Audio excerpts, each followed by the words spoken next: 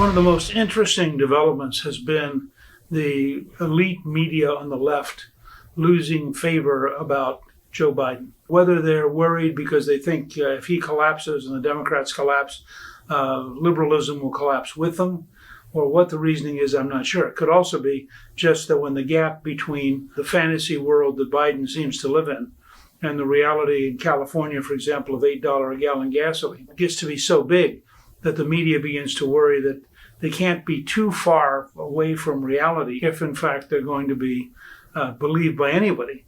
So in the last few days, you've had a series of columns and articles and commentaries on television about the disarray in the White House, the sense that Biden is unhappy with his staff is unhappy with Biden. Biden and Harris are sort of dislike each other, and particularly Mrs. Biden dislikes Kamala. So there's something going on there, and I think part of it is they can't solve anything. The core problem they face is that the things they believe in don't work. The values they have don't work and aren't acceptable to most Americans. And so we're faced with a very interesting and very different environment than they thought they would be.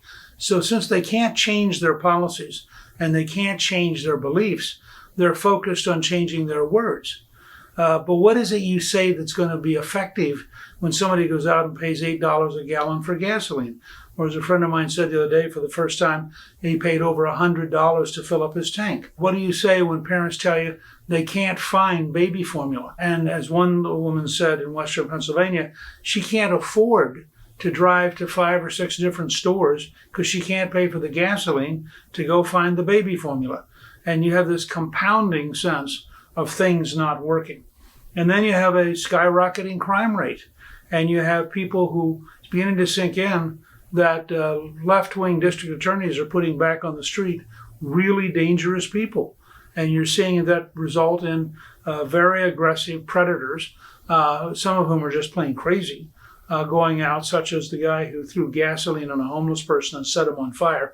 That guy was out on bail and had a long rap sheet. All of these different things coming together, and that doesn't even get you to the border where problems are occurring. And I think we're about to see the cumulative effect worldwide of the Ukrainian-Russian withdrawal of wheat and fertilizer from the world market, which is going to lead to a dramatic level of crisis as people literally will be starving in some of the poorer countries. It'll be a huge problem.